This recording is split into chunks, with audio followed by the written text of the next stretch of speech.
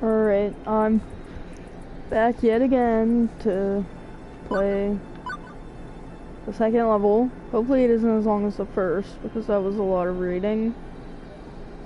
Because if it is as long, I might have to do part 1 and 2. But I'm actually doing a part 2 of the game and not just stopping it. Because I got bored, so... let's go. Also, sorry, you can hear my air conditioner. I just realized that. Oh well, I'm not gonna die of a heat stroke.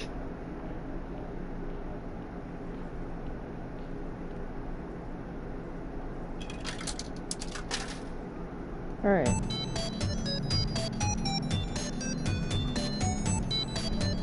feel like the music's maybe too loud again.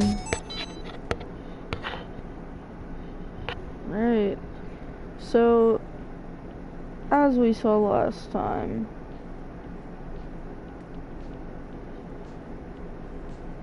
did I load it on the right place? No, I definitely did. I don't know why I'm freaking out. Yeah, there's 8 levels in total, and this is the start of level 2, so. It's the future year 20XX, and you know what? Things are pretty okay. I've worked as a floor attendant at the Funplex for 2 weeks now. Hard work, to be sure, but rewarding. In a spiritual sense, at least. I've helped Naomi repair pinball games. I've had tea with Francine while she reminisced about the far-out 1960s. I've evacuated gamers when the kitchen accidentally caught on fire. We have a kitchen? That is very bougie. Or are they just talking about the break room that has like a microwave or something, and the microwave caught on fire? I've had numerous kids puking up nachos on my clothes. I've scraped gum off any number of surfaces. I've chased what turned out to be entirely too many spiders out of a single ski model machine. Okay, look, I know I'm not painting this as a very rosy picture so far, but honestly, I'm happy. I'm happy even amidst the chaos and the grossness. I'm happy, and that's all that matters, right? I get puked on once and I'm quitting. Right, you're happy. This is the best I've seen you in ages. Before you'd come home all drained and exhausted. Now, well, you're still tired, but a good tired. My roommate Juniper. She'd taken to stopping by during her lunch break whenever she could get away from her office cubicle long enough to do so. I just feel good. Totally good and stuff. Yes! Good. Agreed, super good, double less good. Oh, the lady that scammed me into buying 1 million pizza bagels and has put me into massive amounts of debt and overdraft fees. Hello, Iris. Iris, we talked about you listening in on my conversation. What did I tell you about that? To pretend I wasn't eavesdropping even when I am? Exactly. Now, I'd be more upset about my creepy privacy invading digital overmistress, but I have to admit that Iris really pulled through for me. Even if she ordered a 3-month supply of pizza bagels on my behalf. That's what I'm saying. Like, where did I have the money for that? When you have pizza on a bagel. No. So, Juniper, how long do you have left on your break? Ugh, my throat's dry. Anytime to squeeze in some pinball or something, I can spot you tokens. No can do. Our new assistant synergy manager arranged a team building exercise. I have to, like, move colored bits of paper around or something and then exchange high fives. Assistant synergy manager? That sounds like a very vague job. Nah, it's actually entry level. Good pay and right on track to middle management. Pretty cushy if a bit dull. Funny thing is, they asked me if I knew anyone who'd fit in right before they started advertising for candidates. And I said nope. Who'd want to do that? When was this exactly? Oh my goodness, Juniper. 2 weeks ago? So 2 weeks ago, right when I needed to find work, you told them you didn't know any good candidates for a well-paying entry-level job. Oh, wouldn't have liked being an assistant synergy manager, right? Not one bit. Juniper? Please tell me you... Didn't bother telling you about the open position that night. I mean, you'd already had so many jobs you hated. I knew you'd hate being an assistant synergy manager, so I didn't feel the need to tell you. And it all worked out, right? You just spent the last 5 minutes telling me how happy you are here. Au contraire, what if I'm lying? What? That's too good. Not a lie, I was happy here indeed. Also not a lie, having packed pizza bagels for lunch, apparently having pizza bagels for breakfast, because we barely had enough money to cover the rent this week, pulled together. Also not a lie, Gavin constantly hiding the numbers from us, insisting things were fine, all while dryly joking about perpetually being on the edge of a crash and burn. Also not a lie, that every time someone in my family tried to chase after happiness instead of stability, we fell deeper and deeper into debt and misery. Say something, you're scaring me. When I lost my lifeguard job, I barely reacted.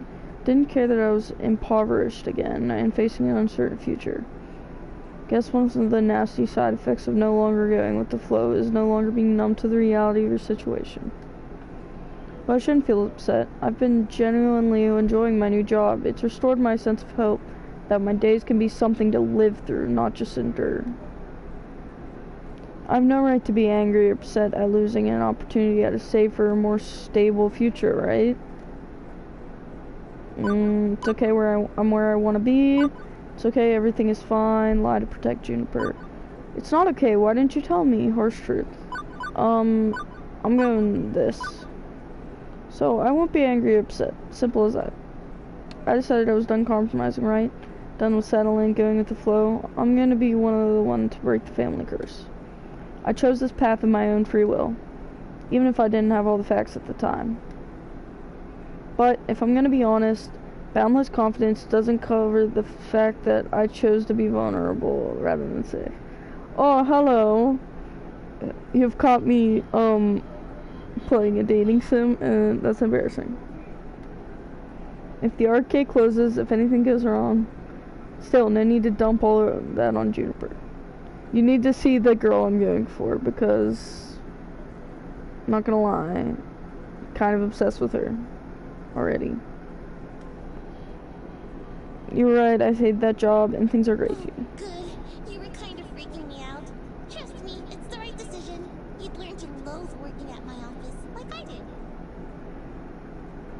Yeah, this is the one I was talking about, but I was kind of nervous, because, like, my whole family follows my YouTube channel, and I post all my VODs there.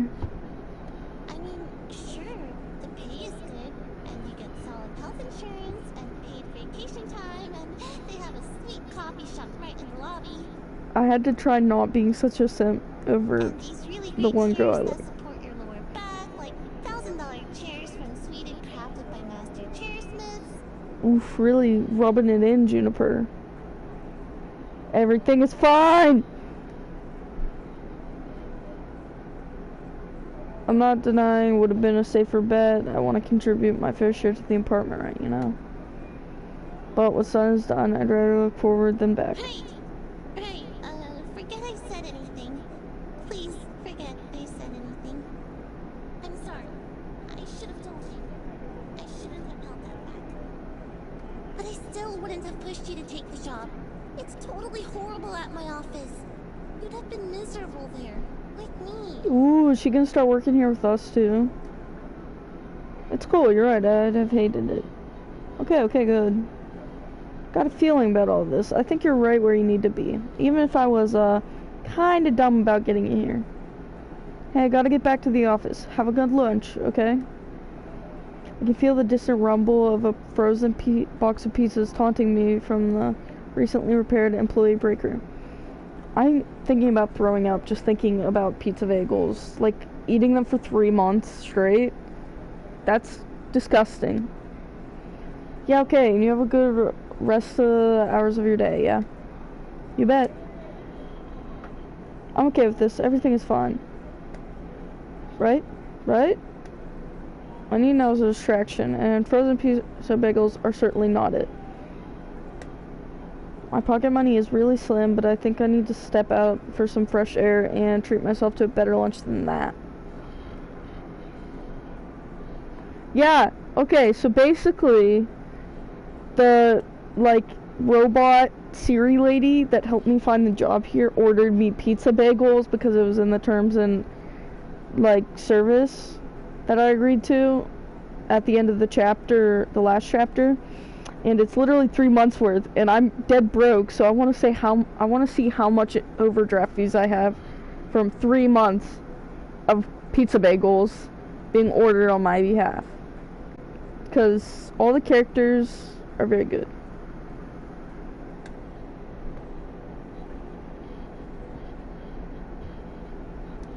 Okay. Ooh. We can see the Queen Bee. That's who I like. Let's go see Queen Bee. It's awfully quiet near the Fist of Discomfort cabinet. Feeling rather alarmed here. This is normally peak time for Queen Bee to be streaming matches. What's she up to now? As I get closer, I see her behind the game, fiddling with one of her webcams, clearly soaked in frustration. Everything okay, Queen Bee? No, everything is not. Okay. She grumbles to herself and continues to meddle with the wires. Can I help you with anything? I don't know, can you figure out why a newly updated device driver suddenly stops talking to the webcam? It's supposedly just improved, but it was flaking out on me before I bit the bullet and upgraded, so maybe it's hardware, a dead wire? This is such a cord hell right now. Sorry, I'm silicon illiterate, sure, but not exactly a technomage. Don't know what any of that means. Listen, kid, unfortunately, I don't have the time or the effort to deal with this right now. My main webcam isn't working. I don't think it'll be working for the rest of the day. You can ask Naomi to take a peek at it later. She's the one who helped you read this in the first place, right? Oh, I can't wait that long. I got matches to stream. I need it working now. I'll do anything for you, my queen. Well, how about we take your mind off it for a while, then? I'm about to go on my lunch break. Care to join me? Ooh. Queen Bee's whole demeanor relaxes a bit when I mention mealtime. She sighs heavily. Fine, you're probably right. Maybe not staring at wires for a bit will help clear my head. Maybe even help me sort this mess out myself afterwards. Want to go to a Whole Story? Get me some sugar? Want to go to Whole Story with me? The bookstore? Do they have food there? Do they have food? Ha ha ha! You're too funny. Of course they have food. Best coffee and donuts in the world. Am I famished? Let's go already. Before I can even lament about eating my piece of bagels I bought, Queen Bee is dragging me out of the arcade. I sigh reluctantly and give up. It's probably for the best anyway after what I dealt with this morning. I deserve to give myself a little treat. And I probably won't even admit to myself, but I'm totally getting sick of those pizza bagels. That's what I'm saying. Pizza bagels for 2 weeks straight already? You have to eat them for like 3 more months? Ew. Despite coming to this little strip mall for 2 weeks, I haven't actually visited our neighbors. Mostly I did whatever needed doing, took orders from Gavin, lent a hand to Ashley and Naomi, things like that. Whatever the job happened to call for. No more, no less. Couldn't say I've been part of any community outside the immediate circle of my coworkers, whereas the others visited Whole Story quite frequently. Queen Bee leads the way into a shop that smells strangely of dusty old books and sugary sweetness. I don't think I'd ever been in a little independent bookstore. Or a bookstore at all, for that matter. It's 20XX. Who buys books in brick and mortar stores anymore? Okay, this is out of character for me. I love bookstores. They're like the most zen place you could go. The vibes are immaculate. But despite the subdued atmosphere compared to the arcade, there are customers present and accounted for, sipping coffee, reading old tomes, and yes, munching donuts. Queen Bee secures a tiny table for us before directing me to the bar.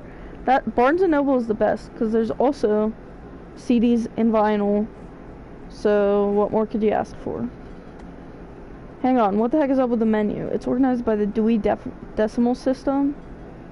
I'll take a Frank Herbert. I'm paying. Just got my stipend from L7 Gaming yesterday. Feel like celebrating.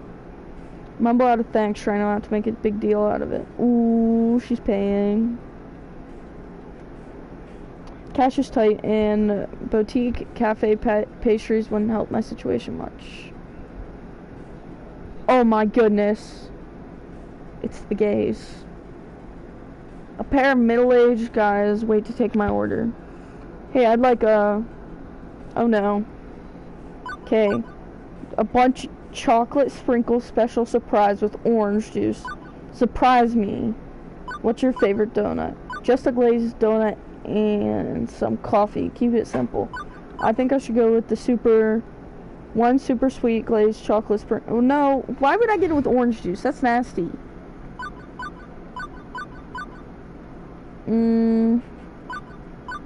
I'm just going with the orange juice. I'll have the Shell Silverstein. One chocolate with sprinkles and juice coming up. Oh my goodness. Second Philip Priscilla poetry on the tray with it. Huh. A literary lunch. With alliteration, apparently. Say, you work at the Funplex, don't you? Right. We've seen you walk past our doors every morning and evening. Like clockwork, tick-tock. This is getting weird. Like you guys rehearsed the speech. Right, sorry, I should introduce myself. Floor attendant. Oh, I made my first name and last name the same because I didn't know what to put for my last name. So that's why it says it twice. At your service. I'm your inside guy for tokens and tickets. Oh, we're lousy at video games. Totally lousy. But Francine's just a peach, isn't she? Sweetest dame you'll ever meet. They're totally dating. They're married. Regardless, welcome to The Whole Story. I'm Ben. I'm Matt. They're married. No relation to the actors. Although they're cuties, and so are we. Oh, stop. Stop being cute. Oh my goodness. Ah. Anyway, don't let us stop you from having fun on your little date. Wouldn't dream of it. Ooh, it's a date. It's not a date. Don't squash my dreams. Just friends then? Friendly friends on a play date? Maybe the real date was the friends we made along the way. Oh my goodness. I'd say the real Cringe. friends were the friends we made along the way. Okay. What if the way was also the real friends who were the real friends we made along the way? What? Okay, now you're just being silly. And how? Anyway, next order, please. This game is so cute. The pair waves the customers in as I return to Queen Bee's table with our orders on a nicely decorated wooden tray. Queen Bee is stuffing donuts down her gullet. I think she might be angry eating, but I'm not sure. Actually, I think this is the first time I've actually seen her eat anything. Normally, she's way too focused on matches to take a snack break. Sorry, Queen, but... She holds up a finger to silence me. Ooh, is she gonna tell me her real name? Finishing chewing and swallows. I feel so much better now. Hangry much? You know it. Sometimes I get so focused about everything I forget to eat. Eating is important. You should do it more regularly. 9 out of 10 living people say they prefer it to starving to death. Yeah. Hey, what are you eating? Can I have some? She pokes at my choice in arguable nutrition. Hey, wait a sec. Don't poke my food. Poke her food back. Let her keep poking my donut. I'm gonna poke her food back. Queen Bee still has a poster left on her plate too. All's fair in love and poking food wars. I lean over the table and begin prodding her meal. Hey, don't touch my biscuit. Now it's got all your germs on it. Ew. Can't take the heat. Don't start the fire. Haha, point take. Oh yeah, I knew that would earn some points. Wait, let's look at her. Yeah, we're at full stats with her. Let's go. Queen Bee rolls her eyes and sticks out her tongue jokingly. Ugh, whatever, you win this round, kid. I really don't like that she keeps calling me kid, it's weird. But next time, that donut will be mine. Besides, you sound like you need that more than me. Sugary treats are a good distressor. You haven't been acting like your normal company drone self around the arcade floor today, guessing the stress is mounting. What, and you're not stressed at all, huh? Well, yeah, okay, I'll admit it. Things have been stressful with streaming lately. Oh, how so? Because with esports streaming, everything has to be perfect all the gosh darn it time. It's not like you, where if you miss a straight gum wrapper, the plexiglass isn't polished to shine, Gavin will let it slide. Clearly you haven't worked for Gavin. Okay, Francine will let it slide. Look, I'm not a metaphor person. My point is, when you're a public figure, an esports competitor, a streamer, I feel like I know her an internet voice sensation, actor. you gotta hustle. 100% hustle. 110% hustle. Her voice actor sounds familiar. Also, am I ever gonna know her real name? You only see folks like me and Teo from backstage. You aren't watching from the audience. Different situation entirely there. There's no room for error. If one thing is wrong, I'll get punished for it, one way or another. If not by the chat, which constantly seeks my blood and salty tears, then by my own team. They're always evaluating my performance. Things go badly enough, my viewer count goes down, and I could lose my sponsorship. Then everything. Gonna be real. Haven't listened to anything she said because I'm trying to think of where I know her from. Dang. Dang indeed. You see what I mean? Take the world down in flames with you, I say. But you told me your ratings were high, at an all-time high. Why put yourself through all this? Let's go all-time high. Wait, that doesn't sound right. Just like last week, I remember Queen Bee mentioning that her stream sub count was through the roof. I thought you were still a red-hot popular streamer. Why all the worry? You're doing great. You should be proud of what you've accomplished. I sound like her dad. True, I am awesome. Okay, being her dad apparently worked. Yep, still full. Alright. But that doesn't take away from the fact that it's stressful to keep that up all the time. You can't slack and stay awesome at the same time.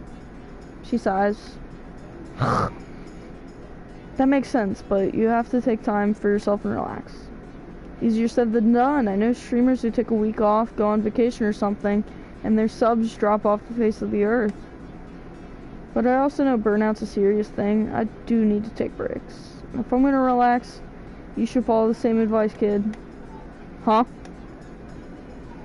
I saw your little interaction with your roomie this morning. Don't worry, I wasn't eavesdropping. I merely noted that you didn't look right after that. So you remember to take time and relax. Reflect. Get your way together. I just make a different noise every time. Maybe. While on topic of you, I'm thinking you should also find a hobby. Okay, so I'm just getting red. Like, she's like, you need friends, you need a hobby. Stop being so sad. What? Why? I see you work that floor every day.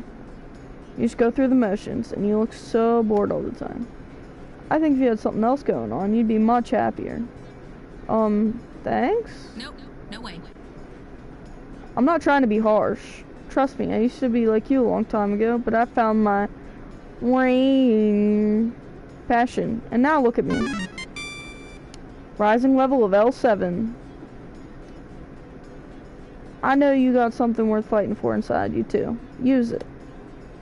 Well, this has gotten a little awkward and a little too right on point for me to feel comfortable. Yeah, relatable. Beep beep. Beep beep. Lunchtime is over. I think my robot voice is getting better. Possibly. And Iris with the best distraction. Time to go back to the arcade and I'll see you back there, Queen Bee. She waves me off. Still have this last donut to finish. I'll be back at the Funplex before you know it. Stuffs her face once more and I gather my stuff and head back to the Funplex.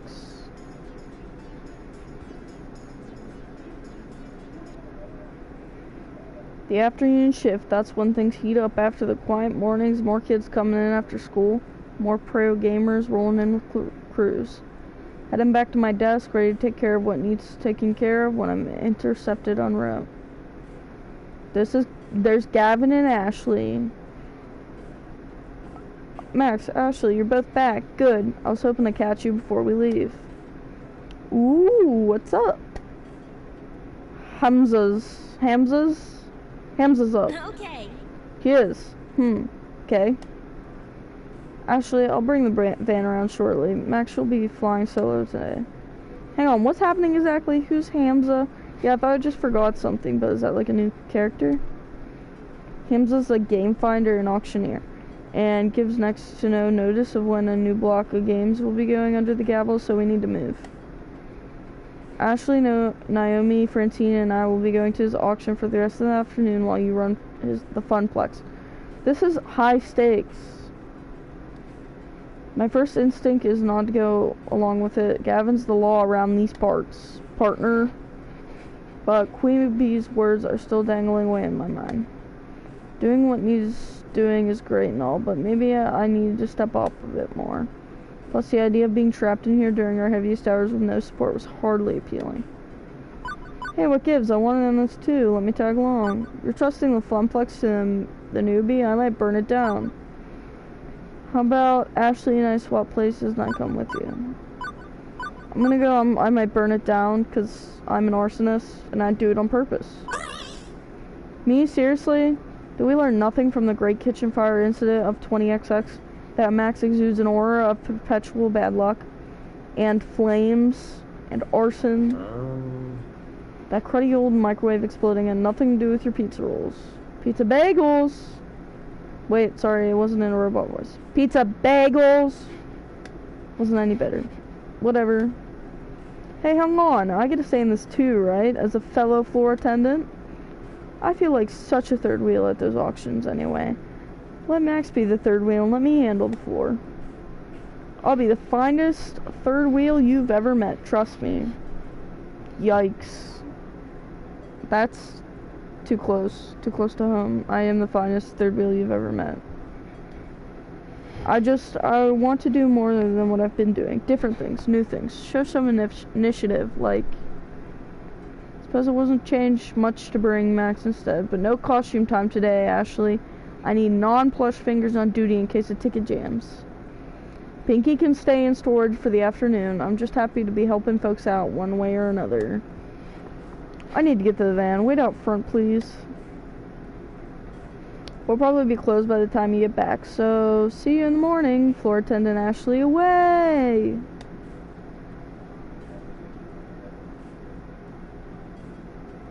Leaving me waiting outside with my two traveling companions. Not much time to chat, however, as Gavin pulls his van and rental trailer around. Oh my, how exciting. I really go on adventures these days. It's just a quick trip, man. Any trip is an adventure if you make it one, shall we? I don't know why I think she's British. She isn't British, like her voice actor isn't British, but she just gives British vibes. Oh my gosh, we're in the mystery van. Scooby-Doo, where are you? Gavin leads us out of the city via a series of weird turns and back roads. Trust me, this will save time in the long run. Oh my gosh, he's gonna get us lost. Where's Hamza set up this time? On site at some abandoned estate just outside town. It's about to be torn down, but they found a trove of arcade games in the basement. So exciting! I love arcade raids. Arcade auctions. Raids. Auctions. You got an arcade to English dictionary I could borrow? Francine, without looking up from her knitting, answers. Raid is when a bunch of collectors get together and rescue games before they can be junked by their original owner. An auction when someone sells off their arcade games one at a time to a crowd of active bidders. So, which is this, a raid or an auction? It's both, dearie. Hamza, that sweet boy, buys up private collections before they can be thrown away. He rescues them from the terrible fate and then auctions off his finds, sort of. Okay, now I'm fuzzy on the sort of part. I'm the newbie here, remember? Well, okay, so Hamza obviously auctions off games for cash money, but he's a very whimsical kind of guy. Once I saw him trade off his vintage burger time in exchange for someone's super secret chili recipe, passed down through generations of family. In other words, he's just on the edge of being a loon. This would be a lot simpler if it was a raid. We pay up front, we declare what games we want, and cart them away. Instead, he ambushes us with impromptu auctions and makes us come down there to entertain his whims. Wonderful. I think it's sweet. He wants to make sure the games go to good homes, to pay to people who really want them, even if they can't pay. And really, we should be honored we got an invitation. He's trying to cut out the big franchise arcades like Deco's Palace and help the little guys like us. It's inefficient and relies entirely on keeping you on Hansa's good side. Gavin's right. Could be a lot simpler. Helping out the little guys sounds good here. How'd you meet this Hamza guy anyway? I think I'm gonna go helping out the little guy sounds good because I'm on Naomi's side. Because she was one of my choices, obviously. No offense, Gavin. But, like, sorry.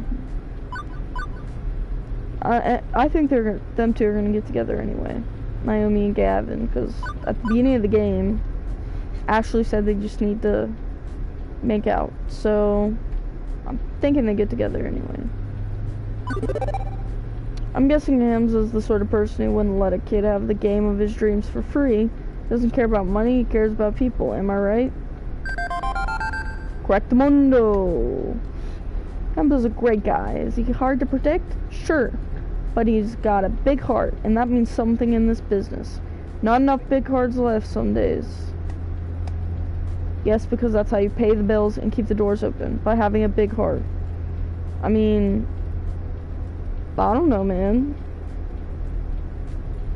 I won't deny we can sometimes squeak out a trade that's practically a steal, thanks to his personal modus operandi, but let's not push too far here. We need to temper our expectations a little, I suspect.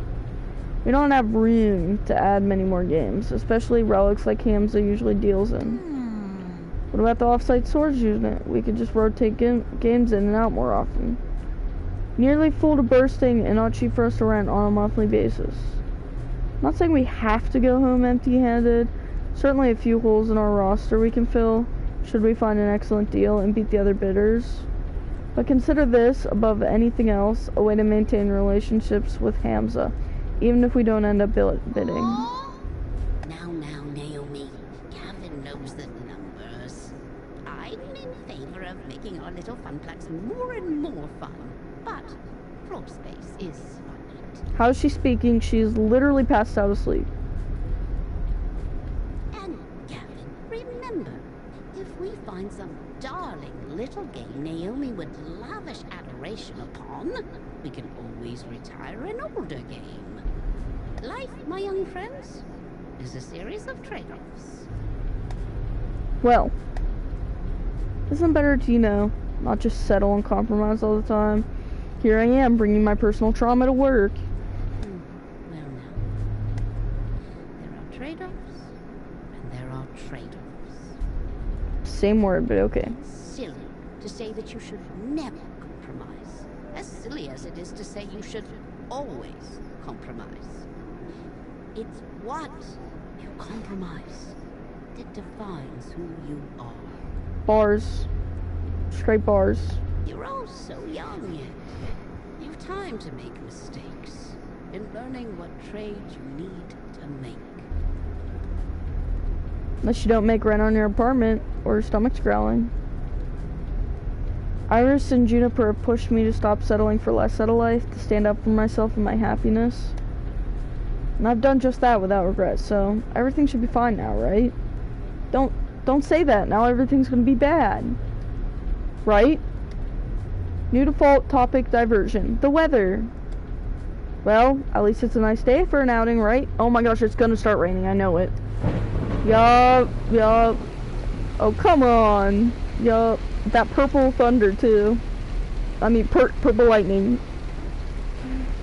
Wonderful. Glad I packed plastic bags to wrap cabinets in just in case. That's our Gavin, always thinking ahead. Trying to protect your investments, huh? From Hamza's invitation, it seems this arcade was largely abandoned and left to rot. I'd rather not add water to damage to the ailments the games are already suffering. So sad when we come across a wonderful game that's just been ruined beyond repair. Most collectors show their collections a lot of love, but others just don't care. You find old games in barns, exposed to the elements and falling apart. I suppose this is just one thing we can easily agree on. It's important to take care of your games. For the resale value, you mean? A broken game's no fun to play with, and it's a shame to see a classic in terrible condition. Ooh, so they're getting common ground here. Consider pinball. Pinball games are very prone to breakdowns.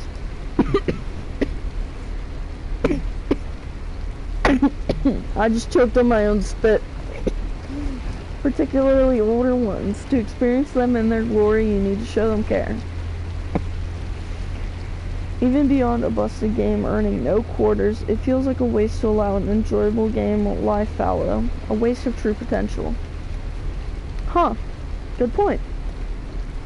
Gotta see these two getting along better, even if Naomi kept preemptively attacking him along the way there. The rain pounding down on the van roof, conversation gets a bit difficult. Gradually, everyone resumes fiddling about with their phones, knitting, or driving. Leaving me to wonder, exactly where is this auction and or raid happening anyway? We've been driving for some time, leaving the city far behind. What would a massive trove of arcade games be doing this far out into the sticks? The Amish were playing them. Maybe it's some closed down roller rink or an old bowling alley, or... Wait, I want to guess. An old mall. An old... I don't know. That's my only guess. An old mall. Oh. A creepy old house that's likely haunted by exactly 87,194.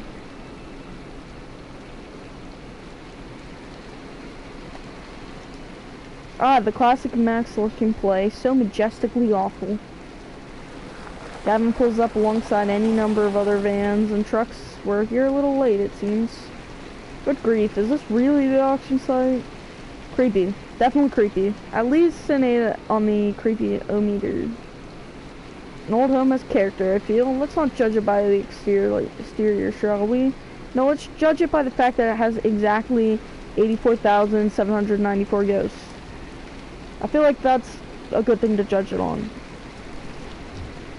With all speed, the group hurries inside to get away from the weather. A large group has already gathered in the foyer of the crumbling estate, but one rushes forward to greet us in the blur as the others play with Little Mine. Ooh, we're finally gonna meet the famous Hamza. Greetings, friends. He's all that I could have ever imagined. Hamza welcomes our friends from the Funplex. Welcome, welcome. Gavin, stalwart as ever. Naomi, love what you've done with your hair. Miss Francine, a beauty surpassed only by your wisdom. Oop, and he doesn't know me. Oh, fresh. And a new player, it seems. Who might you be? Your mom. It gets me every time because I always forget that I put the last name and first name as the same thing. I see. Greetings to you and yours. I am known as Hamza, seeker of antiquity, finder of things lost, player of games. And welcome to, well, not my home, but a place where Hamza shall provide hospitality regardless. He looks like he's from Aladdin. He looks like Jafar, but like, maybe like Jafar's son. Kind of a dump, isn't it? Seeker of Antiquity, 1980X is antique. Both of these are mean. Thanks for your gracious invitation, I'm going with that.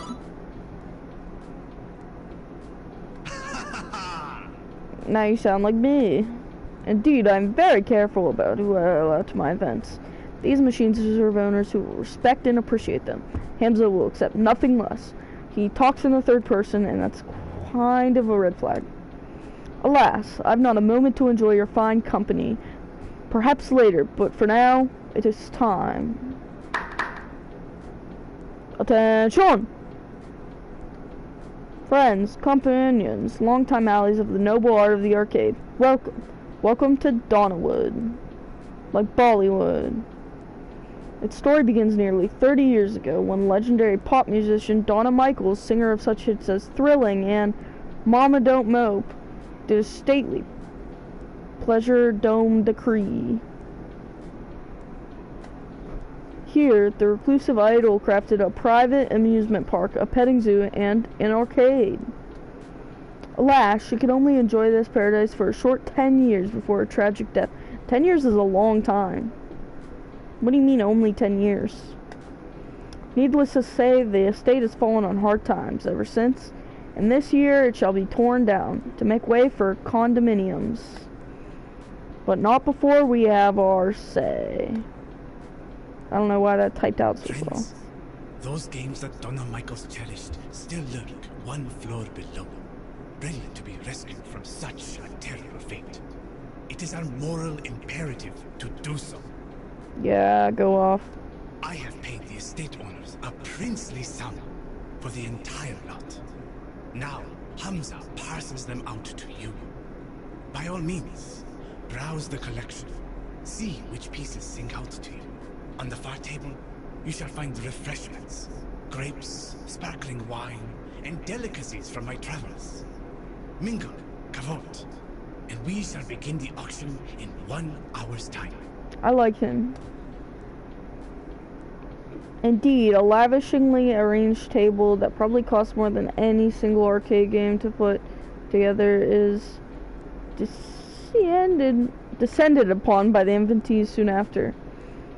I read that right the first time. What are you talking about? I feel like I'm attending some ancient Roman celebration or debauchery and gluttony, not an arcade raid or an arcade auction or whatever. Oop, my girl Naomi. She's my second fave. Donna Michaels, I knew it. I should have recognized Donna Wood when we pulled in, but it was raining too hard. Who? You've never heard of Donna Michaels? She was the hottest musical act of 1980X. Naomi, I was born in 1990X. I'm totally plugging my phone into the van's stereo so we can blast Girls Just Want to Play Games all the way home. Oh my goodness, so many songs that they just are referencing. It's amazing. It's giving me life. But first, I'm gonna go check out the cabinets in our arcade. I'm not really into mingling. Later. Wait, let me come with you. Don't leave me with these people. She dashes off with all speed, heading for the stairs leading below. Suppose I should go network a bit. Hamza's events always draw an interesting crowd of rival arcade owners. Heading for the foodstuffs, Gavin arranges himself a plate so he has an excuse to hang around and eavesdrop on the other collectors. He's like a robot. Leaving me to, do stuff? I see why Ashley was bored at these events. Gavin schmoozes, Naomi analyzes finds, and Francine's already napping in a chair. I've got nothing to do. Well, when in doubt, find someone who knows what they're doing and stick to them like glue. Well, I'm obviously going with Naomi, because that's my girl. But I'm kind of tempted to go with Gavin, just because he's my bud, you know? Because I don't want Naomi to get the wrong idea. Because I'm going strictly for Queen D. So, should I maybe go a little for Gavin? To balance it out? Okay, I'm going for Gavin. I already get my fill of arcade games on a daily basis. No need to go stare and wonder at dusty boxes. Curious about what's cooking up here with these other arcade owners, so I seek out Gavin to watch and learn from the master. Gavin, armed with a small plate of delicacies, is hanging back for now and sizing up the competition. I wish there was an option for me to just go sleep on the couch with Francine. We just take a nap together. A perfect moment for me to slide on up and have a chat with him. So, any friends in attendance tonight? It's hard to call anyone in this room a friend. Not even Hamza. You'd be better off not seeing them that way either. These are our colleagues. Somewhere between an ally and an enemy. Rival, perhaps. That's a bit of a cold way of looking at it. It's practical. I can't afford to invest any real emotional currency with any of these people. Not when I have to look out after my own. Oh, that's kind of nice. Naomi would argue he has a hard time investing any real emotional currency in his own people, but he's too focused on the crowd to get into that right now. While I'm friendly with plenty of folks, I do hesitate to declare pure friendship. It wouldn't be fair to the other person. How do you figure? Consider a true unfettered friendship. The kind with no conflicts of interest, no strings attached. It's difficult when we see business together. If I'm friends with another arcade owner, I'm liable to make bad business decisions that help out my friend, and vice versa. I wouldn't want to burden them with that. Okay, so he's kind of being nice, which is weird. Either I hurt my business and my fellow employees, which would be disastrous, or they hurt theirs to better support me and mine. So he kind of has a conscience. Like, honestly, he's kind of one of my least favorites at the beginning, but I'm kind of like, I'm warming up to him. I think right now, Teo's probably my least favorite, just because I don't really know much about him. Better to be friendly friends for all. Okay, what about workplace romances within a work unit, not with a rival? I don't want to be asking him this.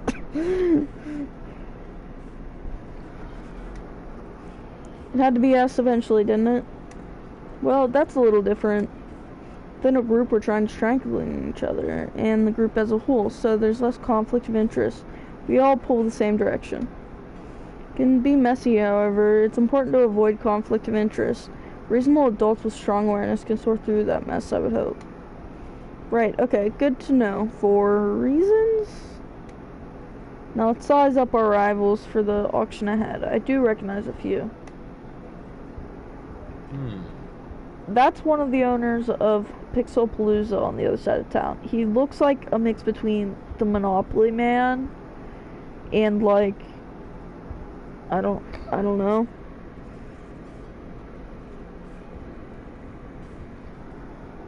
Oh, Monopoly Man and Colonel Sanders. Right? He's amiable and willing to make trades, but will happily take advantage of someone who doesn't know the true value of the game they're trading. She's a private collector with a basement full of retro cabinets. She's perfectly willing to overpay to get the game she seeks, meaning she'll probably snap us some of the best deals from Hamza, should Hamza allow it. She's... I can't really say I've ever seen her at one of these events before. Looks like she's in the FBI and she's gonna shoot us all. Throw a grenade. Might be worth figuring out who she represents. Often arcades or collectors will send a proxy in their stead. As for him, he looks familiar, but I can't quite place the face. I bet you it's gonna be a plot twist, and that's gonna be Francine's grandson that she fired. Two people wearing sunglasses at night, the epitome of cool. Yes, well, the sport coat over t-shirt look somewhat negates that. Ooh, burn. This is where I've seen him before, though. Subtly snaps a photo of the man in the jacket before loading up. Wait a second. Facial recognition module, current camera roll, latest picture. As you like, Mr. Cooper. Oh my gosh, he has an iris, too. He is a nerd, just like me. Catches me staring in confusion. You have an iris as well? Yes. She's become a common assistant app. Likely a free version with less features than my premium edition, but... yeah, I guess I'm just used to Iris being my digital BFF, not someone else's. Ooh, me getting all personal about, like, an app that's been downloaded millions of times. That's like saying, nobody else can use Siri but me. That's my best friend. Don't forget, Max, Juniper's my friend too. I have a lot of friends. Friends are great. Friends are fun. Your Iris calls you Max, not Mr. Max? Yeah, is that bad?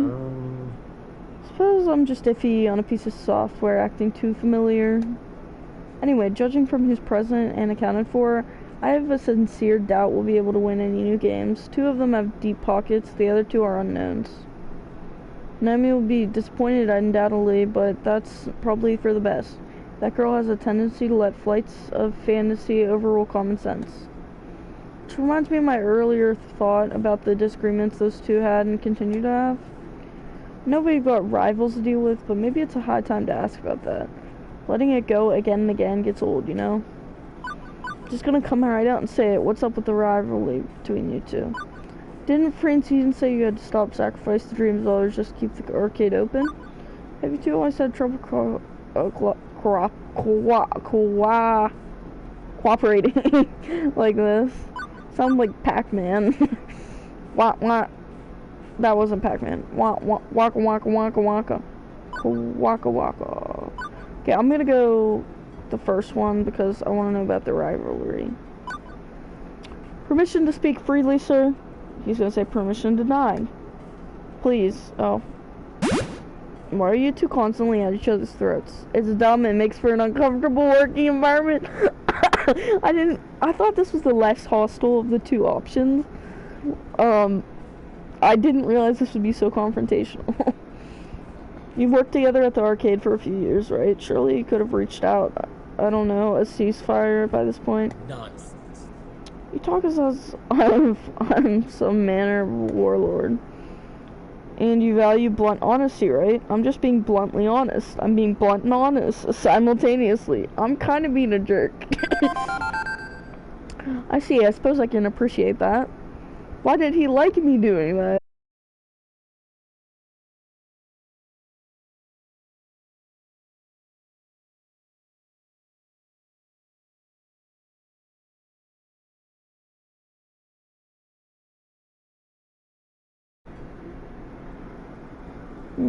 I hate when it does that.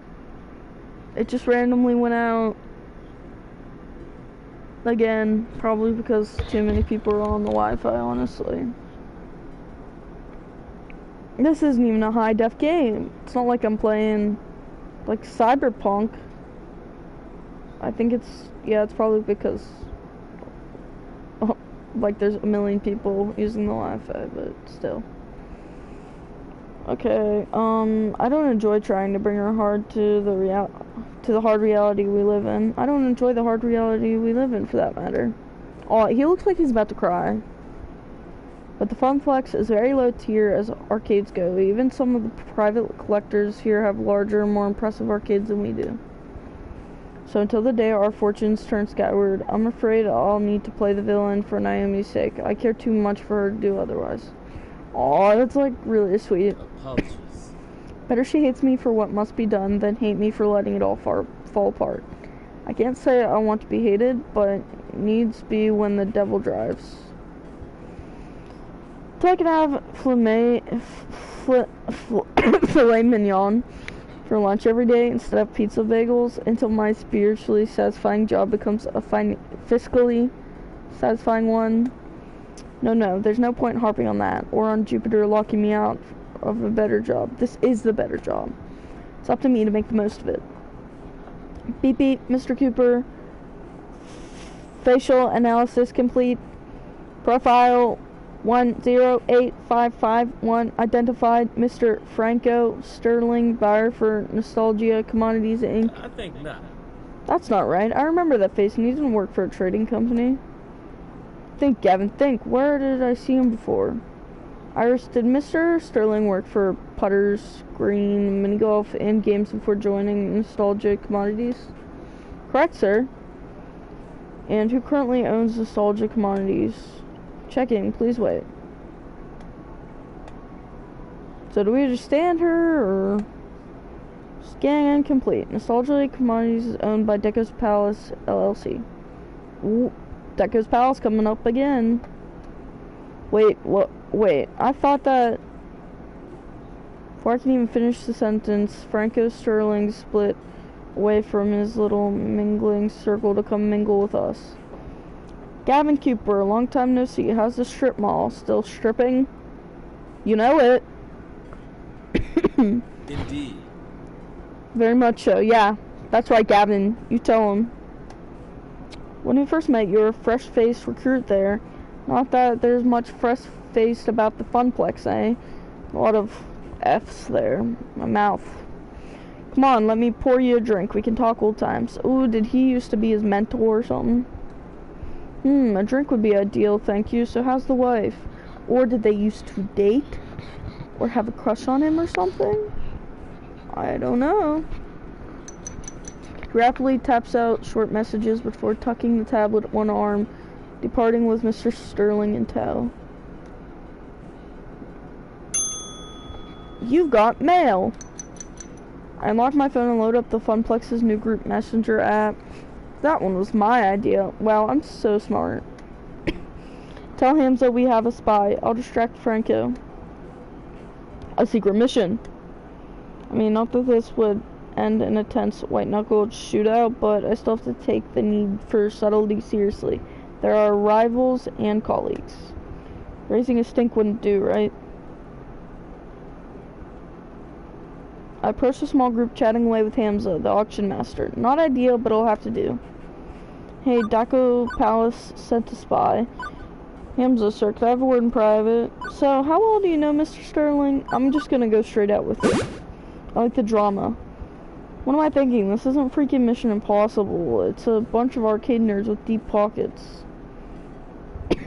That's a little rude. Hey, Hamza, that guy over there, he works for Deco's Palace. The group goes silent immediately. I do not invite the greedy minions of Deco to my gatherings. My blood burns. Being an insult to the very nature of games to allow their industrial stamp brand of pseudo-fun to pilfer my holdings. Yeah, well, that dude in the sunglasses is pretty keen on pilfering. Sorry to break it to you, but he works for Deco now. Gavin's got proof.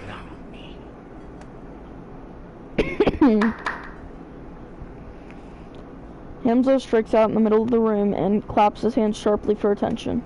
Franco Sterling, you will present yourself to Hamza immediately. Oh, somebody's in trouble.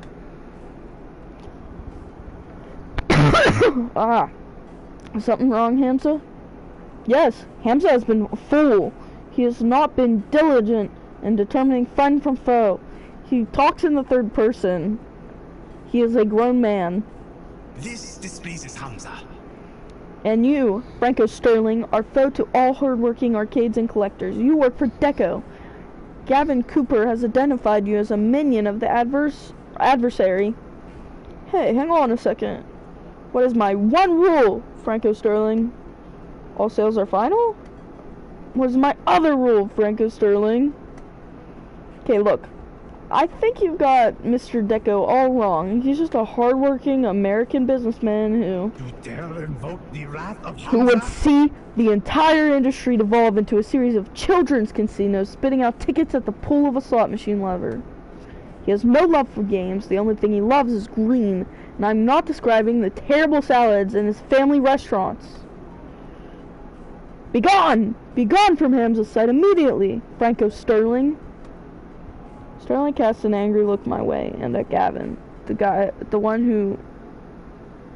I don't know, thank you. That doesn't sound right. Well, thanks for screwing us both over, Gavin. Deco doesn't forgive those who mess with his business, or those who fail him. Could have left my name out of this, Hamza. And why? Those should know you have worked in their interests. None of us wish to see that monopolistic tycoon consume the entire arcade Deco industry. Nami shall find no succor in the horrors of Hamza. Gavin Cooper, Max, Hamza considers you his friends. Thank you for purging my gala of that foul influence. Funny, considering Gavin specifically said he didn't consider Hamza a friend. Guess that doesn't work both ways, as Hamza offers both of us a warm smile of gratitude. At which point, Naomi comes running up the stairs along with several others who are busy scouting out the games below. What's going on? I heard shouting. Hamza has ejected a representative of the dark carnival known as Deco's Palace from our midst, and not soon enough in Hamza's opinion. Okay, I guess everything's fine then? Excuse me, but I'm gonna go get my work apron on since we'll be moving games soon. Naomi, if you don't mind, after you change, we should coordinate our wish list. I want to get that settled before the auction begins. No, don't leave me alone with the... Oh no. Bach... Bach... Bach... Bachan... Bach... Bacchanial... Orgy Master. I'm not... Bacchanial. Excellent. Let us resume the social amusements and jocularities. We will speak, yes? Hansel leads me off, away from the chattering crowd, presumably not to eat me, or yell at me, or anything like that. I make it a point to get to know all who attend my gatherings. Clearly, I have been remiss, as I allowed one who works with the hated Dekonami to enter. Hamza would like to know you better, my friend. Not that Hamza assumes you to be a spy, of course. It is simply a matter of what is proper and right. I'm just a floor attendant for the Funplex, not much else to say. Come now. Surely there's more to you than that. Share with Hamza. I feel like I'm being hypnotized. Consider me an impartial third party. Surely there are matters that occupy your mind which would be inappropriate to air to your business partners? Okay, this guy's clearly on a fishing expedition for dirt. Considering the high court of arcade royalty I'm supping with, maybe it's best not to give him anything. But I also don't want to make relations difficult for the Funplex if this guy's really a leading supplier of cheap arcade games. I'm secretly the royal heir of a distant land. Honestly, I've had a long run of bad luck. Just the hired muscle for moving games around. I'm gonna go bad luck. I won't bore you with the whole story, but the TLDR is that my family's had a curse of foul luck for quite a few years. Moving from city to city, job to job. After I left home, I couldn't find stable work. Not till the Funplex, I guess. I'm determined to make this work, but I'll admit, I'm in a vulnerable position. It's not exactly a jet-setting executive role. Hamza agrees. Ah, yes. I see the dilemma you face. I've seen it many times before, in fact, including firsthand. Yes, I've known hardship. We all have. In the course of events, you are not alone in that condition. Hamza began as a mere urban explorer and hunter of rare objects for a wealthy buyer in Dubai. You see, many debts pursued me, and in return for assistance in paying them, I stopped the arcade of his dreams. In time, my patron released me entirely from the woes of debt. They were difficult years, productive years to be certain, and throughout them, Hamza learned how to use the mystique of being Hamza to better achieve his goals. Now I stand before you with power, and with hard-earned respect for that power. I leverage it to ensure that those who respect games as I do can enjoy them, even if they lack coin. Ooh, does that mean you're gonna be in free game? But yes, I have known hardship. We all have in the course of events. You are not alone in that condition, my friend. Okay, so how do I get out of that condition? Do I need to indebt myself to a wealthy prince or something too? No. You will need the will to dream and the will to work. I have neither of those. Come on, give me something more attainable. The will to make the trade-offs that will bring you closer to your ambitions. This is a tall asking price here, Hamza. Francine was mentioning something about that earlier. Wisdom and beauty, that is Francine. I'm trying not to make trade-offs though, not to settle. My parents, they gave up on so much just to barely scrape by. That is the puzzle, is it not? What to trade? Allow me to regale you with a story. Hamza makes a sweeping gesture to the beautiful ruin of the Donnawood mansion and to an oil painting hanging on the wall. At one time, Donna Michaels was a star on the rise. She had all she could ever desire, and indulged in her desires all day long. But so indulgent was she that she failed to maintain the work that brought her there. After her second album didn't meet expectations, she lost interest. For years, she lurked in these walls as a recluse, playing games for hours and hours. Rumor has it that she was found dead with her beloved arcade, hands still wrapped around a glowing joystick. She starved to death, lost in a game. I'd say that's ridiculous, but I've seen Percy play for hours and hours at a time. And now, her lost and aimless spirit haunts this very place. I didn't like that creepy music shift. Adrift as a ghost in the mansion. Too spoopy for me, man. Ooh. Too spoopy indeed. And obviously a grim fairy tale rather than reality, but I feel there is an important truth buried in the myth. I ask you, was Donna's life spiritually satisfying? She didn't need to make any more albums. She wanted for nothing and had everything. You could say she even died doing what she loved, playing games. Okay, but she still died, no getting around that. Hamza agrees. Precisely. So many years thrown away, refusing the world around her in favor of a dream. Dream is a lovely thing, but you must balance a dream in one hand and the world in another. At all times. Hamza is spitting bars. Facts. Naomi, she clings to her dream. Gavin, he clings to the world. Neither of them are truly happy as a result. And what of you? Do you seek to be truly happy? Well, duh, what else was I going to answer except yes? But Hamza pressed a finger to my lips to silence me. Hold that thought. The auction is about to begin. Greetings, friends. Let us proceed to the arcade below. We have many games to bid on, all of which must be out the door by morning. I get that's probably why the game made such a fierce contrast between Gavin and Naomi, though, to show how, much it affects you if you only focus on one of the things. Too deep. As always, I'll accept alternate bids, but test not the patience of Hamza. If your bid's not a serious offer, the hour grows short. Any title which finds no takers will go to my own collection, but my hope is to find a happy home for every machine, one which will love and respect these games. He motions for me in particular to follow as the group files downstairs. Looks like a murderer's dungeon. Just my type of thing. This way, this way. I mean, what? I don't have a murderer dungeon. A bunch of folding chairs have been set up in front of a large HD TV. One of Hamza's assistants loads up a photo slideshow of the games on offer as the group settles in. Hey, shouldn't Francie be here for this? It's technically her money.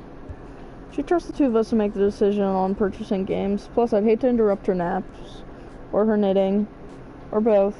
I swear she can knit in her sleep. Muscle memory, I'm telling you. Ooh, I'm just too nervous. I think I'm gonna browse the games again, see if there's any I missed. It's so dark down here, I could swear I didn't see them all. How about you? Wanna watch the auction with me or go help Naomi search the arcade? I'm fine either way. Ultimately, you're only here to help us lug our purchases out the door, so do whatever you like. Thanks, I think.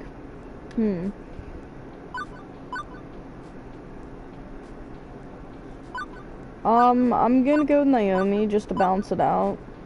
It's hard to see her way now that the sun's gone down. Naomi might get lost. Technically, the sun's been blocked by clouds all afternoon.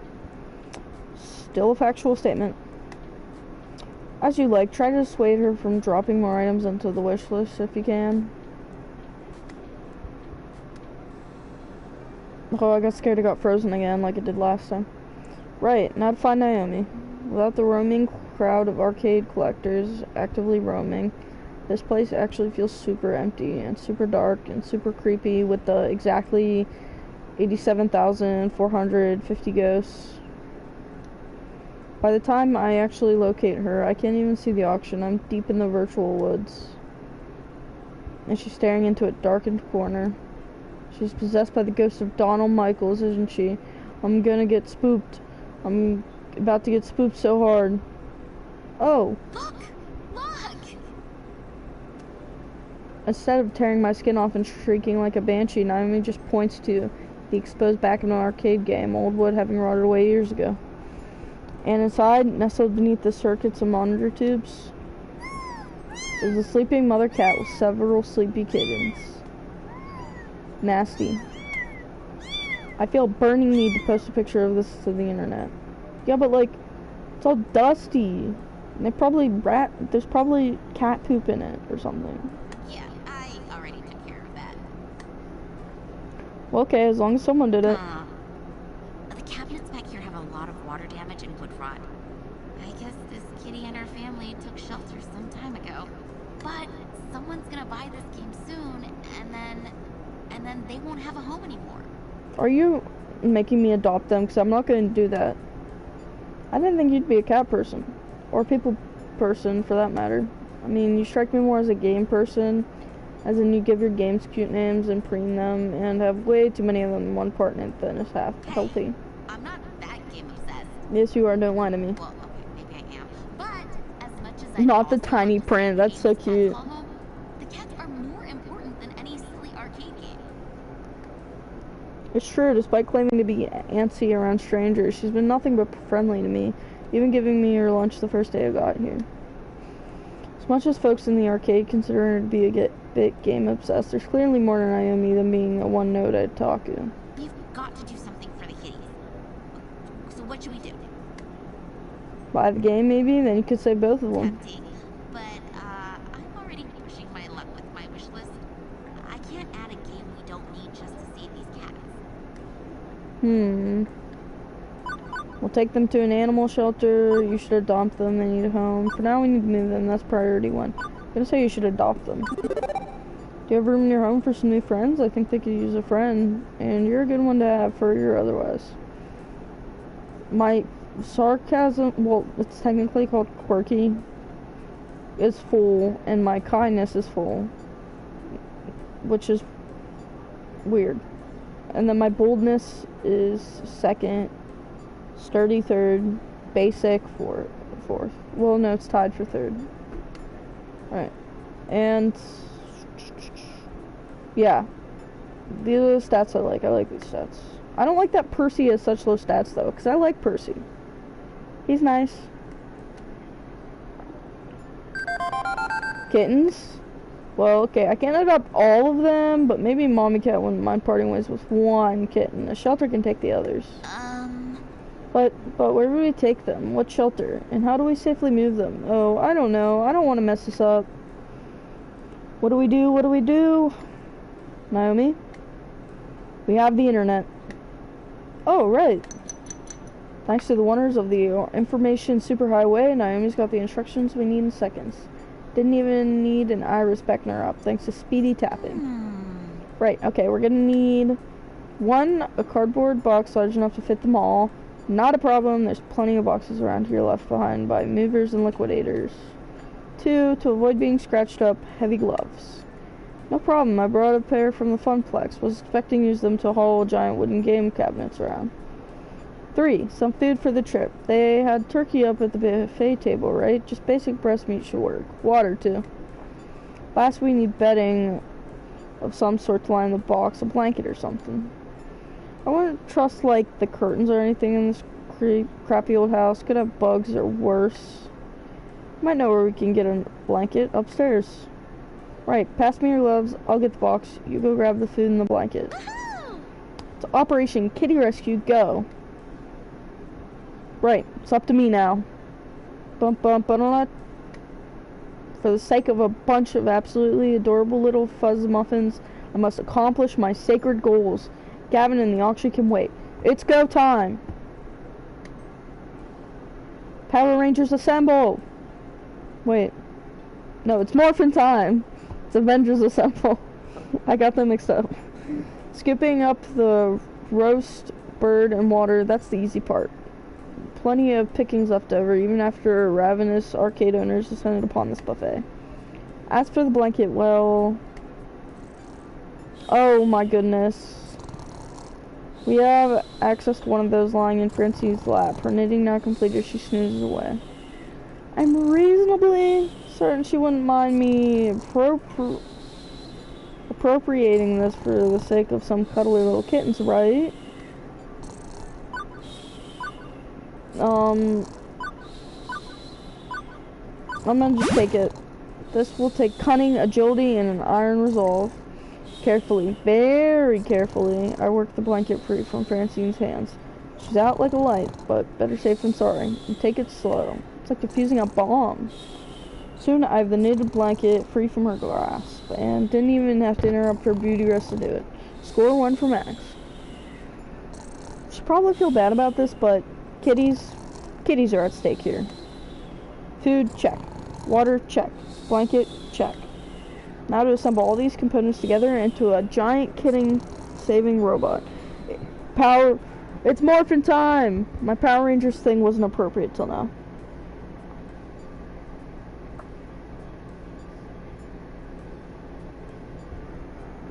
I returned to Naomi, busy fretting over the cats while tugging on the work gloves. Not long now, cuties. Not long before we find you a new home.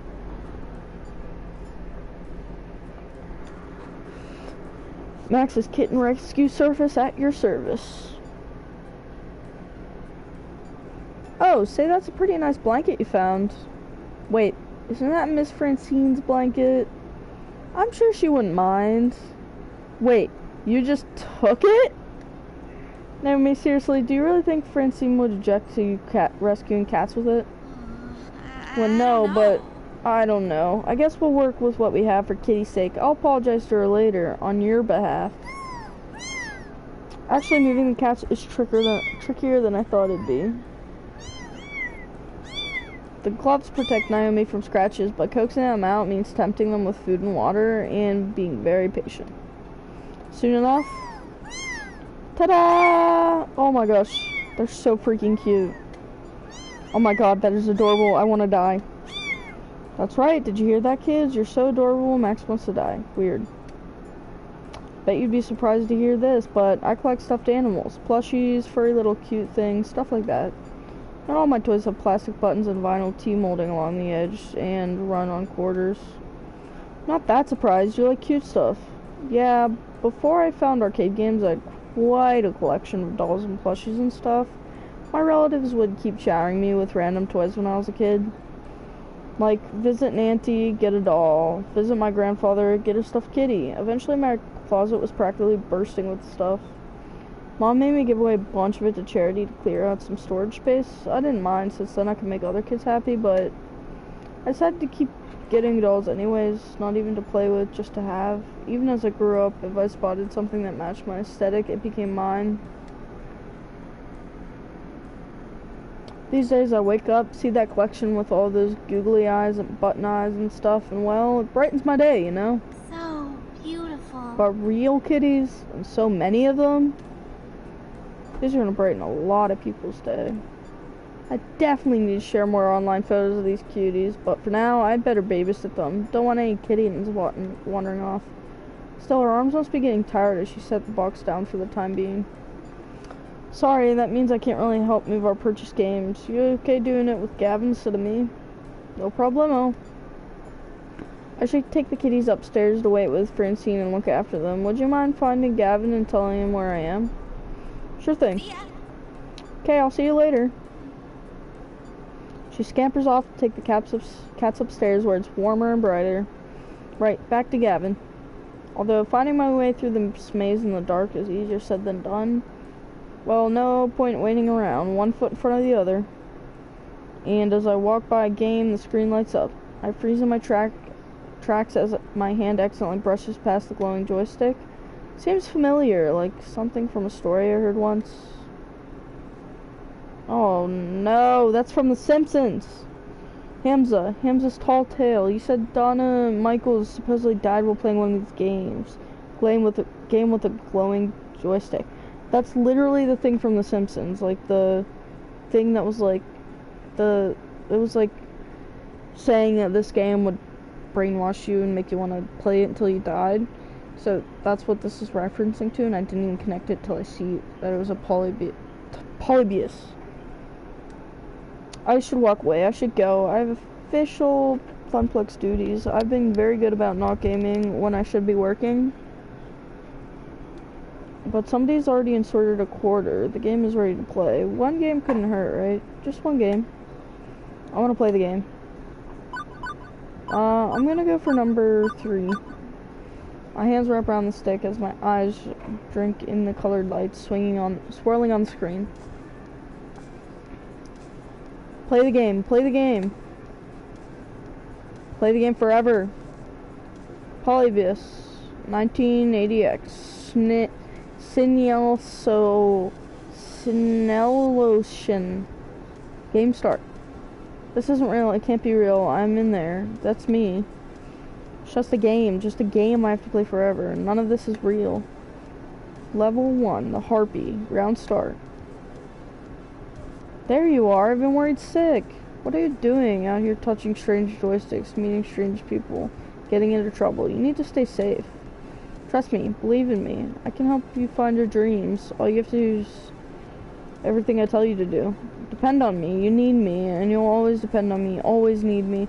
I'll see to it by making sure I control everything in your life for your own good. Harpy used overprotective. It's super effective. That hurt. It really hurt. I'll hide the truth from you. I'll keep you away from every chance you have to better yourself. I won't let you leave me. You'll always need me. Oof. It's not real. It's not real. Harpy used yandere. It's super terrifying. Ow! Juniper, stop it, please. You agreed I was right to hide that job opportunity at my office from you. I was right. Everything's fine. You'll never doubt me again, right? And if you do, I'll beat you until you understand. The game. I have to win the game. I got this feeling that if I don't win, I'll never get out of here. Something's wrong. I know Juniper's not a control freak. This isn't like her. Current health, 100%. Action. Summon a cleric. Refuse to believe. Attack the harpy. Summon a cleric. I summon forth a cleric.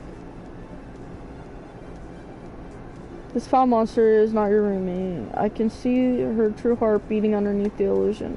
I banish this falsehood to show the kindness at the heart of the beast. Cleric used empathy. It's super compassionate. No! What are those sounds effects from? I think Galaga? Right? I don't know.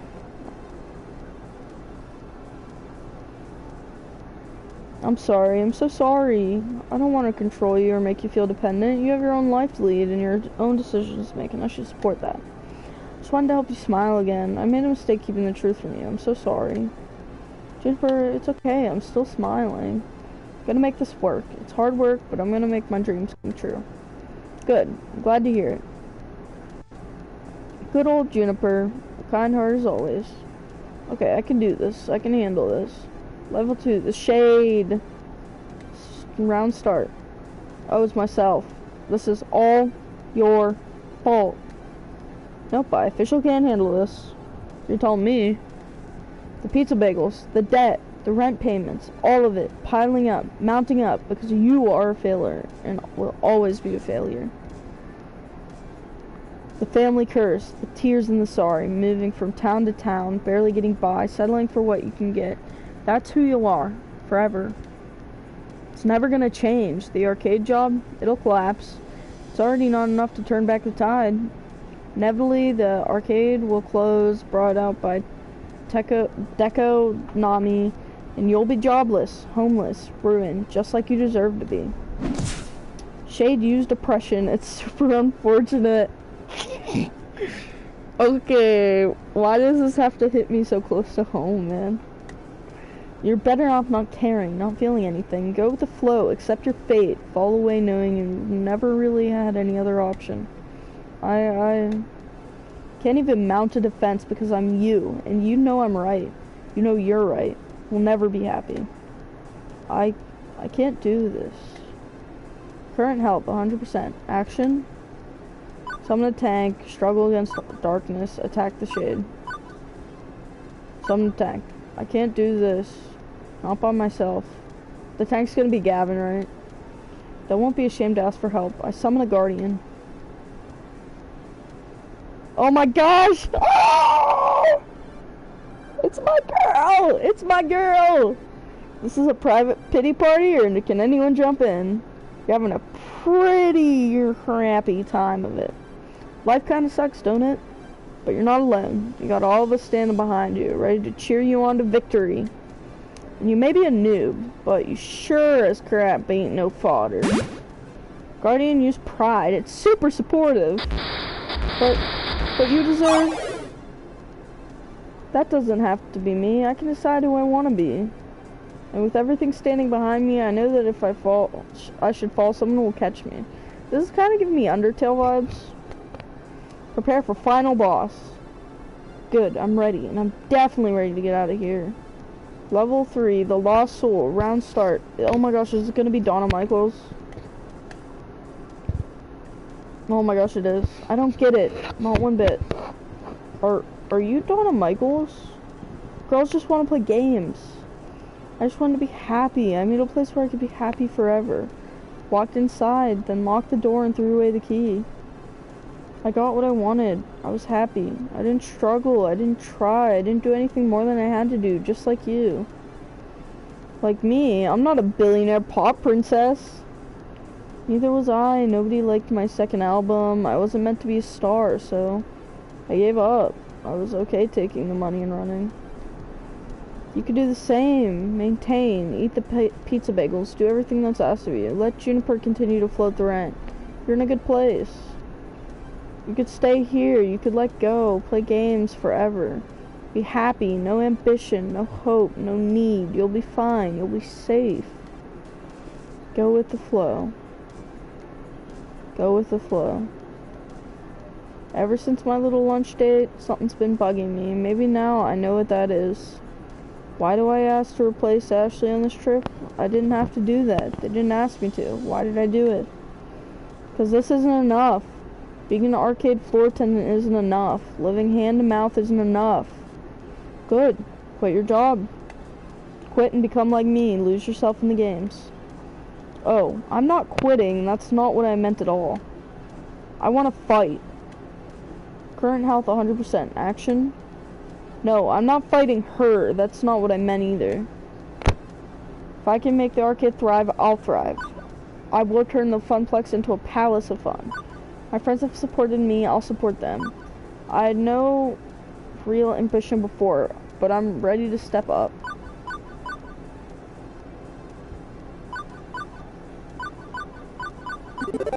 So many wonderful people called me the Funplex home. They welcomed me in, made me one of them. Now it's my turn. I see what Gavin means about protecting dreams, but I'm going to go one step further than he has. The arcade could be so much more. I could lead the way, go above and beyond just doing what I'm told. I could champion the cause of the Funplex. That's my dream. I want to end the family curse, to find both success and happiness. And when the Funplex is finally the roaring success it deserves to be, if God is my witness, I shall never eat a pizza bagel again. But the glitchy shade just looks at me with confusion. That sounds hard. Well, yeah, it kinda does, doesn't it? It's a hard path, but that's how it's gonna be. No, I don't think so. I think you need to stay here with me. You need to play games forever. It's just so much easier, isn't it? To just let go. I can make you see. I can keep you here, drag you down, tear you apart. I eye my health bar nervously. It's still full, but that could change.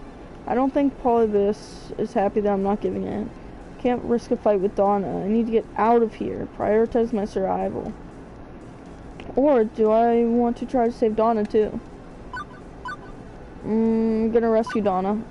This is risky as hell, but nobody deserves to be trapped inside a video game forever. Assuming I'm not just widely hallucinating based on Hamza's spooky story taking root in my mind, and none of this is actually real in the slightest. Donna, I'm not saying, and you don't have to either. Polybius is making you feel this way. It's taking advantage of you, leveraging your depression. I know because I've been mired in depression too, and I know if I can beat it, so can you. Nobody wanted me. They hated the second album. They moved on. Why not play games forever? Why not lock the door behind me? Nobody cared. Nobody cares. Naomi cares, and I care. Right now, there's a young woman with a phone filled with your music waiting out there. She's gonna play your whole catalog for me once I'm out of here. She cares, and I care. Maybe the jerks back in your day lost interest, but nostalgia is a heck of a thing. You can mount a comeback tour. A tour? I've always loved performing. The rest of the business, I hated it all. Hated the label, the industry, the backstabbing, the drugs, everything. But the concerts, I love the smiles. But it's all over, isn't it? I died. I'm not even done spirit. All that's left is a simulation of me, running through the subroutines of Polybus. Error. Error. Thank you. Thank you for trying to save me. There's nothing left to save. I'm not real. Seem real enough to me. Error. No. No. No escape. Purpose. Code. Execute. You need to go before Polybus completes its data collection of you and disposes of the original, like it did to me. I'll hold it back, and your BFF will do the rest. My what? Digital BFF to the rescue! Finally figured out how to break you out of all this, but my apologies in advance. Hang on, do I smell something burning? No escape, no escape. Erase Donna, replace with new player, erase. She's fading but smiling, all at the same time. It's okay, I'm ready. Go out there and fight for your dreams. Don't give up, no matter what. I saved her as best I could. At least she escaped in her own way. Also, something smells like bacon and I'm in a lot of pain. Did she literally shock me? Also, side note, about to cry because I was so sad. As my consciousness snaps back, my hand releases the joystick immediately. Also, my pants are on fire. On instinct, I kick my shoes and yank my jeans down, quickly ridding them as fast as possible, stamping on them. I quickly put out the flames, leaving only smoldering denim. And the melted remains of my phone. Iris! Oh no, she sacrificed herself to save my life! Wait, no, she lives in the cloud. She'll be totally fine. Still, I'm out of a phone and possibly have first-degree burns, and am backing the hell away from that demonic video game as fast as possible. Quickly, I rush towards the sounds of people talking to catch up with Gavin. I don't have pants on!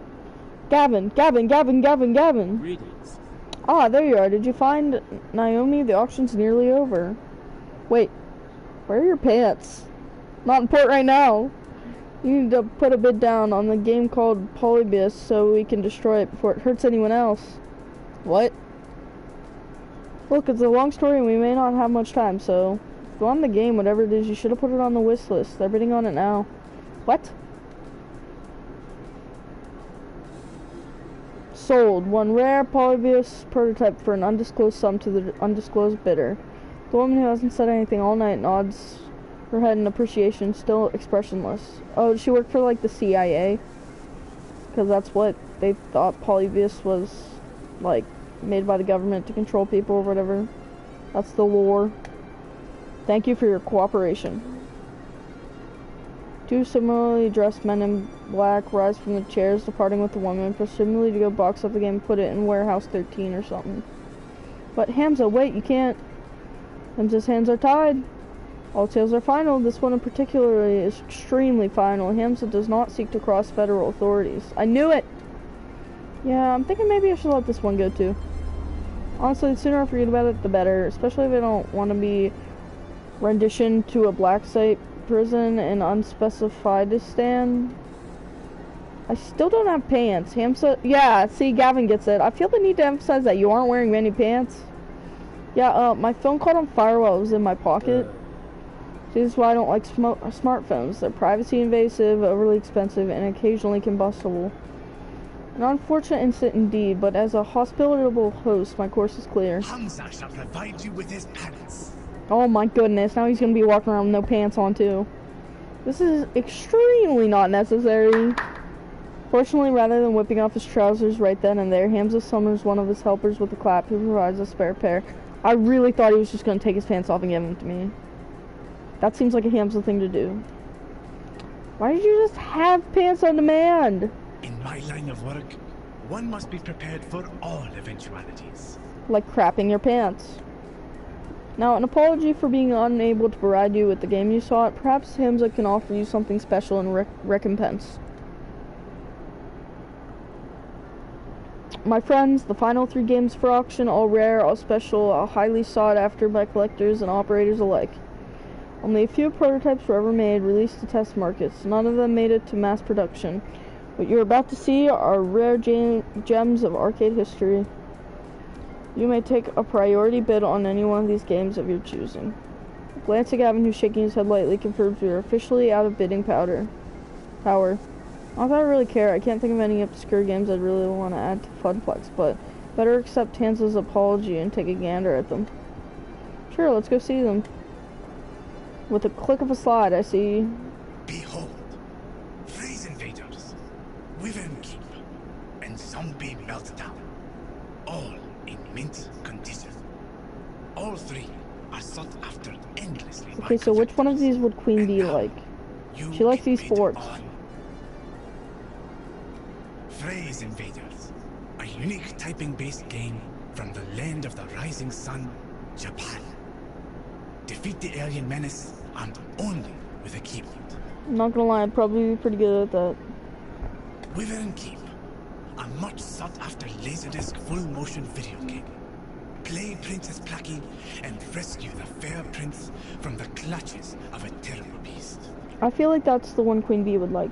And finally, Zombie Meltdown, a classic 1984 light gun shooting game where you save the president from the red threat of radioactive mutant zombies. Oh wait, she might like that one too.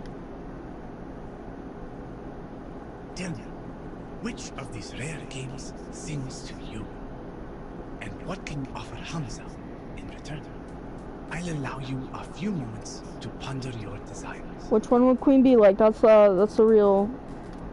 I'm her servant. Are you done yet? I've been waiting upstairs for ages. Why are you holding a box of kittens, Naomi? Oh, I found them hiding in an old arcade cabinet. Francine and I are going to take them to the shelter.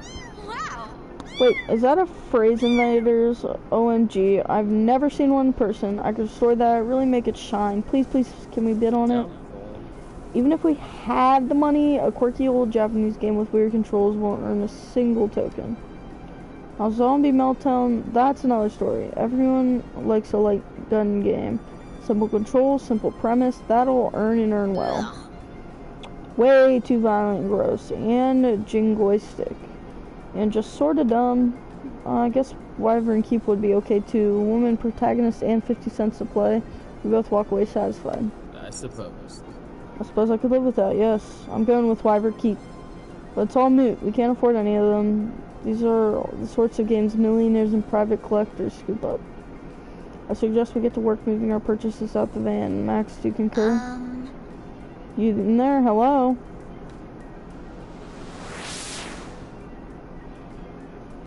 I remember. Before my family fell on hard times before the curse kicked in. Ever someone would go to a beach and there was this arcade with this one game I fell completely in love with. A game no one's ever heard of before. Yes, I remember now. Hamza, I've come to bargain. Such fire! Most impressive. Seek your desires for all to hear. The game I remember so fondly was...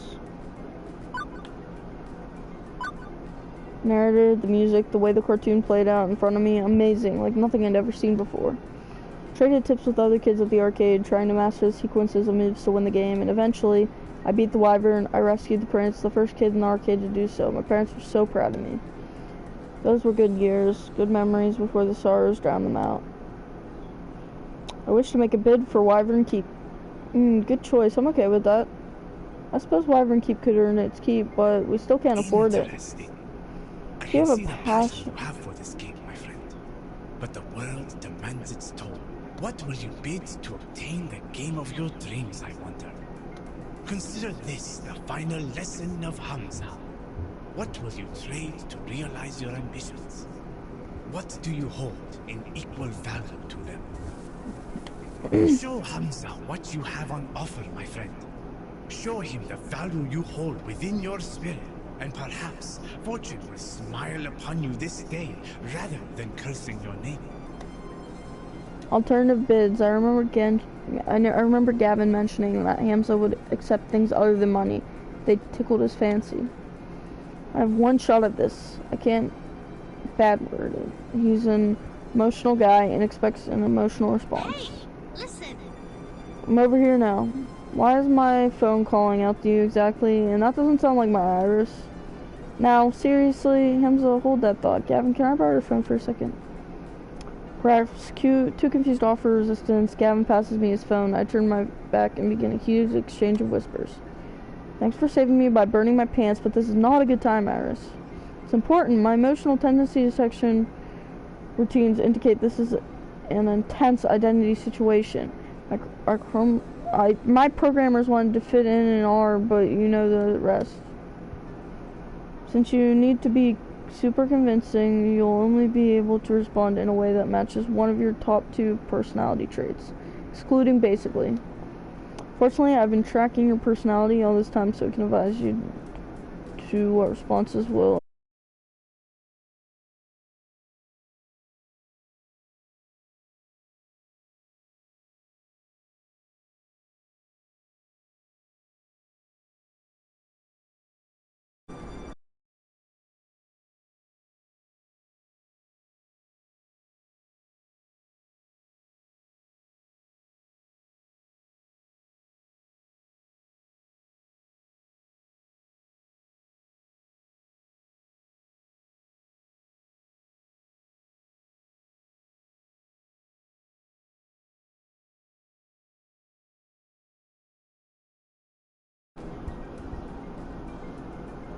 Yo, I'm gonna break down and start crying if it.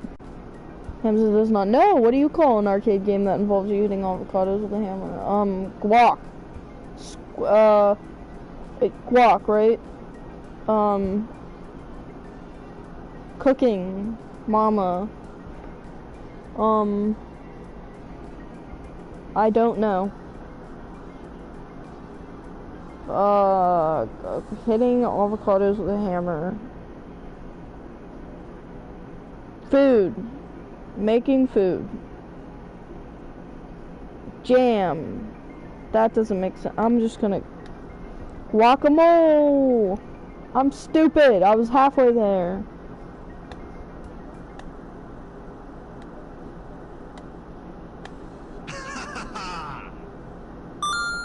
I accept your offer. The game is yours. Wow. My dad joke just got me like a priceless video game. I wish that worked in real life. You've got to be kidding me. I thought it was funny. You think I would have brought out some better material for this? Done a Type 5 or something. I did it. I actually own a copy of Wyvern Keep. Every kid dreams of owning their favorite arcade game, and every kid thinks that dream will never come to pass. Owning an arcade game, only the ultra-rich can do that. But I did it. It belongs to me and the Funplex. This is just the beginning. But for now, better to focus on the present. With the auction wrapping up, the Funplex team works to move our purchases out to the van and attached trailer. Fortunately, the rain stopped, making the labor a wee bit easier. Soon enough, we're back in the van and on the road to home.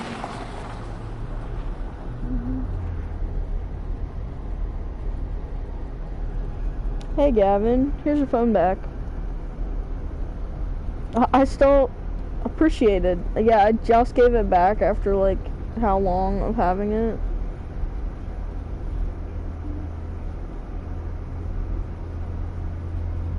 Ah! Alright. Also, I made a decision. I'd like to do more for the arcade. You want to work more shifts? I'd had to balance that against Ashley's needs. No, actually, I'd like a promotion. Oh my goodness, I worked there for only 2 weeks. I want to be the arcade's event manager. I'll do everything I'm already doing, plus I want to organize some events that'll bring people in the doors. Tournaments, maybe, or a grand unveiling of our new rare game. Or both at the same time. Yeah, both. Let's make it a big relaunch of the Funplex. I want the Funplex to grow, and I want to do my part to help it grow. My, my. Our little Max has grown up so fast as well. I'm in favor, Gavin, if you need my approval. Perhaps. Certainly pleased that you want to step up, start getting more involved. You've shown far more promise than our old floor attendant did. But hosting an event is a risky undertaking. Take responsibility for it. It's my dream after all. Makes sense. I like the idea. And Gavin, more players means more tokens, means more revenue, means more games. Maybe even expanding the Funplex or opening a second location. Let's not get too ahead of ourselves. Very well. But I'll admit, I like the idea as well. Very well. If you can make the numbers in my spreadsheets less dire, you'll have earned this promotion. This is my chance. I'm going with the flow. I'm done assuming the family curse will always keep pulling me back down to the depths. New Max, new Funplex, new dream. Oh hey, I promised you some Donna Michaels, didn't I? Gavin, I'm pairing up with the audio now. Turn the music up. As the van speeds on into the night and a lost soul sings of games and fun, everything is as it should be. Cute!